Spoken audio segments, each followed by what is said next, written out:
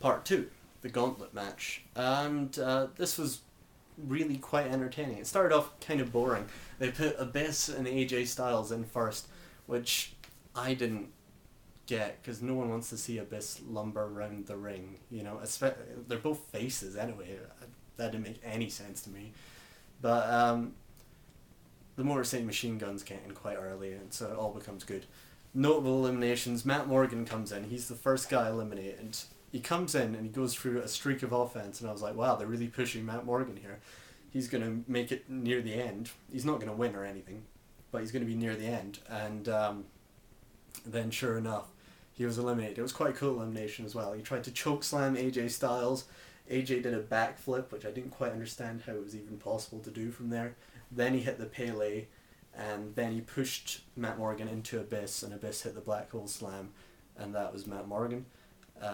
Other cool moments, Jay Lethal did a beautiful standing moonsault onto both the guns, knocked them both over, and got a 2 count on both of them.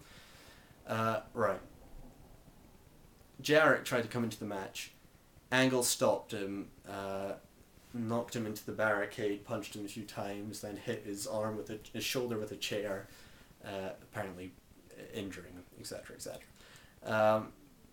Right. Here's my problem with the match. Angle came in later, and Angle hit the Angle Slam, and suddenly the Angle Slam was an incredibly effective maneuver again.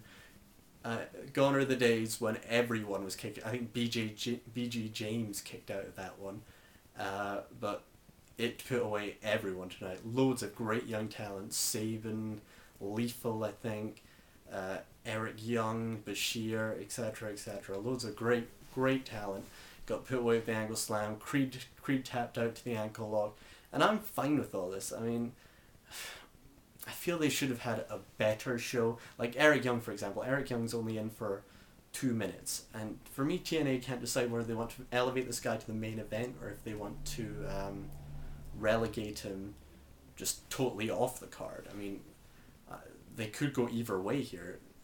The way they're treating them makes no sense right now. But yeah, I like the fact they're selling the Angle Slam as a move, because they should, because it's one of Kurt Angle's moves. And I like the fact they're showing Kurt Angle as good. Should have given him the belt, perhaps, because he looks a hell of a lot better than Sting. But what I didn't like was the fact that he's only doing it to the young guys, and then at the end of the match, Samoa Joe comes in and no sells an Angle Slam, so that move that's put away all these guys suddenly is nothing, and Samoa Joe just stands up. Anyway, I'll get to that later. Other notable eliminations. AJ Styles gets eliminated by Booker T. Basically, AJ's been in there for a long time. Scott Steiner sets him up. Booker hits the bookend, pins him, and then he's gloating over Styles. Rhino gores Booker, gets the pin on him, and then they fight off backstage. The Motor City Machine Guns were working with No Limit, which I didn't get at all. I don't think that made any booking sense whatsoever. Because they had already advertised that they were going to have a rematch for the IWGP Junior Tag Titles. So I didn't get why you would do that, but whatever. I feel it could be leading, it could be, and this would be good, if at Lockdown you had a triple threat match for those titles, Lethal and Creed versus the Motor City Machine Guns versus No Limit, all three great tag teams, particularly, in my view, the Motor City Machine Guns. Also, they kept taking ad breaks during the tag team moves, which annoyed me. Anyway, I digress.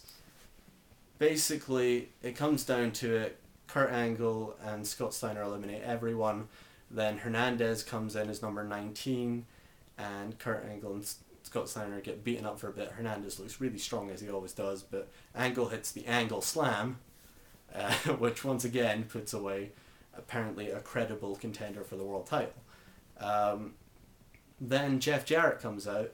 Jim Cornette, of course, now has all the power, which is because Foley and Jarrett are both wrestling. I think we're to see that Jim Cornette is now the highest ranking member of management, and he lets Jeff Jarrett come to the ring at number 20, and Jarrett and Angle fight for a bit. Scott Steiner gets eliminated by Jarrett, and he's still standing in the ring, and then Jarrett is about to pin Angle. Scott Steiner breaks up the pin, and then does a weird looking, basically an angle slam, if you ask me, that also effective a maneuver, and he gets the pin on Jarrett. And then it looks like it's all over. Angle's won the match, and then Samoa Joe's music played. I think everyone had noticed that Joe hadn't come out, because everyone was wondering how they were going to treat Joe, because he couldn't lose, and yet surely he had to lose because Jarrett and Angle were going to be the captains. But they got the way around that. Joe comes out, no sells the Angle Slam, as I said, hits the Muscle Buster. That's that. Joe's one of the captains, Angle's the other one. They go backstage. Once again, after the main event is over on Impact, they have to explain what happened in the main event for about a 5-minute segment, which is not good. People should know what happened in the main event, and that happened also last week. Basically, Angle says he's going to end Jarrett's career and he's going to end Samoa Joe's career. And if you ask me, Samoa Joe's career is already over due to this fucking stupid Nation of Violence gimmick and the fact he's put on about 35 pounds or something. I had no problem with Joe being fat before. Like, I feel he looked okay. I feel it was almost part of his gimmick, whatever. But now he just looks ridiculous. He does not look in good shape.